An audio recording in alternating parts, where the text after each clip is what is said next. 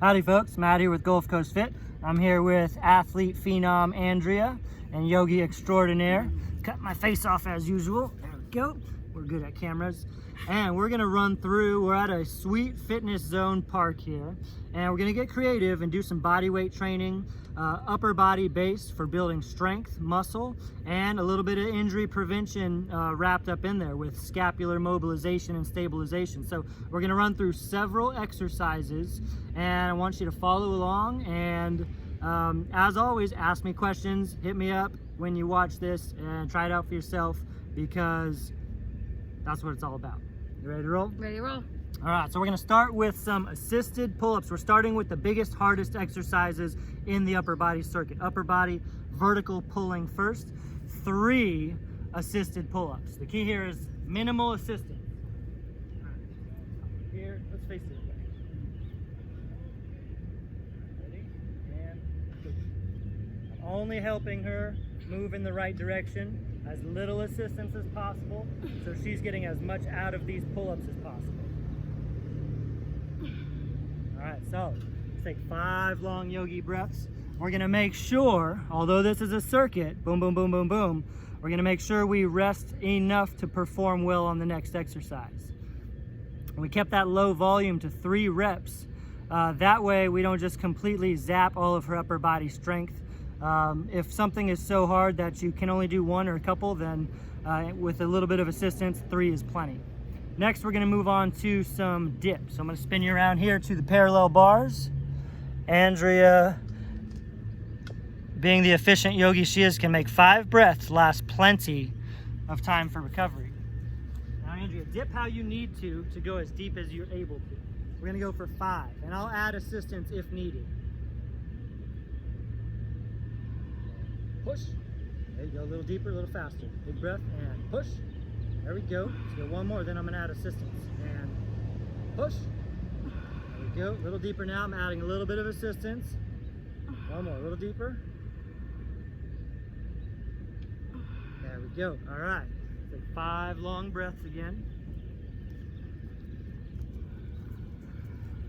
So we hit our 2 biggest bang for your buck body weight exercises first. Upper body pulling, vertical pulling with the pull-ups, and technically vertical pulling going the opposite direction with the dips. We're gonna move on to some smaller, more isolated type of exercises that are conducive for pull-ups and dips. They're conducive because we're working on small stabilizing muscles surrounding our scap complex. We're gonna start with, I'm spinning you around again to the pull-up bars. We're gonna start with some scap pull-ups, which is a drill or an exercise that's meant to teach you how to initiate a pull-up well with your scapulas only.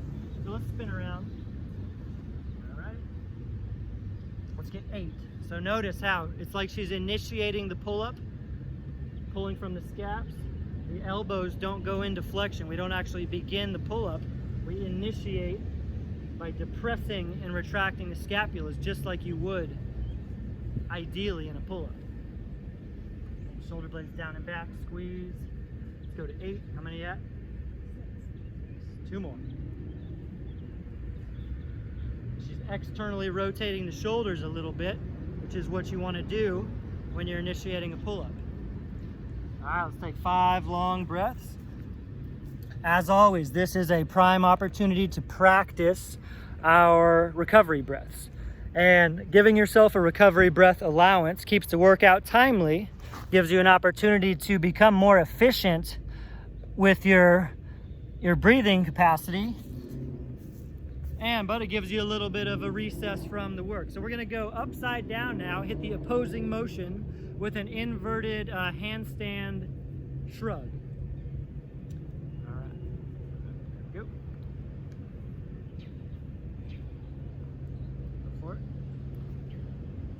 All right, so now you'll see she's doing the exact opposite motion. I'm really just keeping her balanced. I'm not giving her any assistance here. And if you don't have a partner, you can maybe do this up against a pole or a tree. We're going 8 reps. Now we're shrugging and elevating the scapulas by pushing down into the ground, which is the exact opposite movement pattern of the scap pull-ups we just did. All right, 8, and come on down. All right, nice, 5 breaths. And those exercises, those scap pull-ups and inverted scap shrugs, very conducive for the big compound exercises like pull-ups and dips. And we're going to now work in a different plane of motion, different movement pattern for the scaps, and we're going to go back to pushing. We're going to come back to our dip bars over here, and we're going to do some depression dips, which is the dip version of what we just did for pull-ups on the pull-up bar. So you notice that Andrea's going to have her arms straight now. She's not actually going to bend her elbows. Where are you going? Actually, I'll just point it at you. She's not actually going to bend her elbows and go into a dip. We are simply depressing and elevating the scapulas. Now she elevates and then depresses. See how the elbows are staying straight? And when you're doing these depression dips, you will kind of round your shoulders forward like we're doing. Really working the serratus, a lot of lats. Let's take this to 10 reps. The exercises that we're capable of doing a little bit more volume, we're putting on down the line here. The exercises that we can only do a few or a handful of reps, we make sure and prioritize performance and put those first. Good. Now when she's depressing her dips, or her scaps, she's pushing down into the bars, but also pushing the crown of her head up to the sky. Now we're going to swing underneath here, and we're going to do an inverted scap row, just the scaps. So this is the body weight row version of the depression dips that we just did. Oh, what am I doing? Straight up? Straight arms, yeah. There we are. I'm totally good at tripoding. All right, so now you see that she's pulling the bars towards her instead of pushing the bars away from her. This is very conducive, like the scap pull-ups, very conducive to strengthening the initial phase of your pull-ups. This is a bit stronger of an exercise too, so let's take this one to 12 reps. Protracts and stretches at the bottom, retracts and squeeze as she raises. Shoulder blades spread and stretch, shoulder blades pull back and pinch. Notice how the elbows stay straight. It's all in the scapular retraction and protraction. These are the exercises that I mentioned that are great for injury prevention, because these exercises are oftentimes the weak link or the limiting factor when we're doing big compound movements like dips and pull-ups and presses and pulls, and these small limitations manifest in the form of an injury. Strengthening our weaknesses. All right, what do we got next? The scap push-ups. Now we're moving down the line to, again, easier and easier exercises, which we make them harder by putting them towards the end of the circuit. That's by design. Order of operations makes all the difference. So now we're going from pulling to pushing. And I'm just doing? Yeah, just the scaps, yeah. She's gonna, when she dips forward, she lets her shoulder blades kind of sag and retract, then she pushes the bar away from her. She's holding a solid, stiff plank the entire time, from toes all the way up to her head, stiff as a board, body's moving as one unit. Take this to 15 reps. Notice how we go higher volume down the line. If we were to put all of these exercises, these smaller scap-based exercises first, before the pull-ups and the dips, then the performance on those bodyweight exercises would suffer. And we don't want that to be the case, because those are the biggest bang for your buck exercises. So.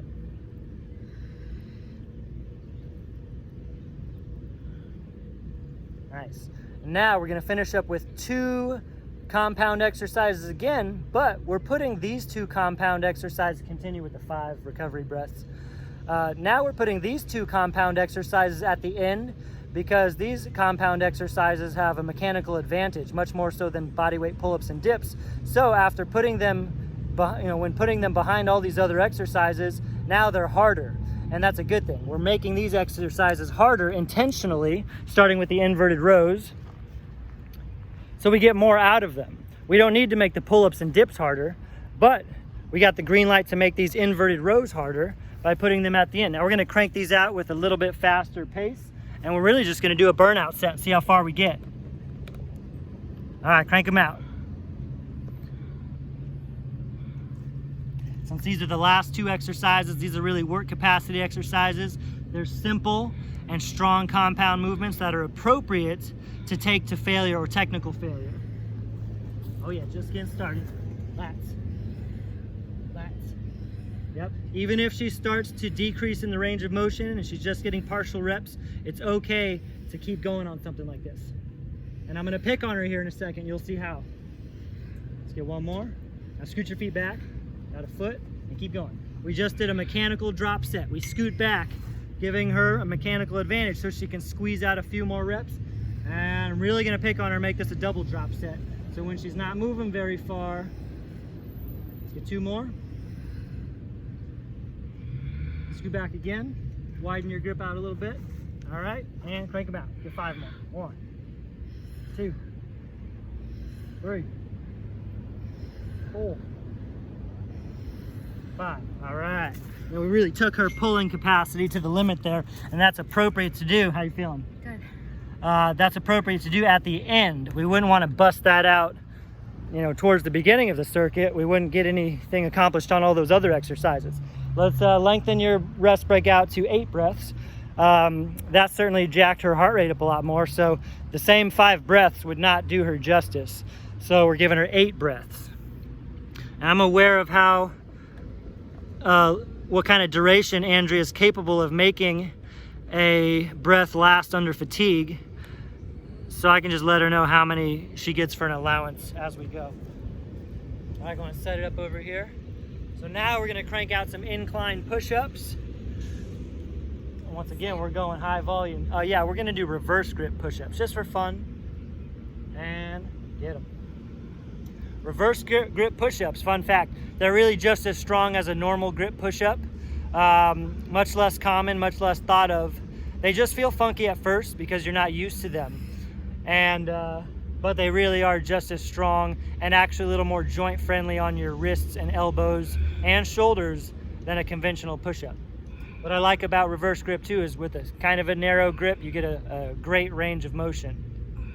And I'm gonna make this a mechanical drop set on Andrea as well. And you'll see how here in a second, but we really gotta go to failure. Get it down there. Big breath, push it up. There we go, we got a few more. Big breath, squeeze the scaps, push it up. Remember, a push-up is a row just as much as a push. We row down, push up. 2 more. Squeeze the scaps, push.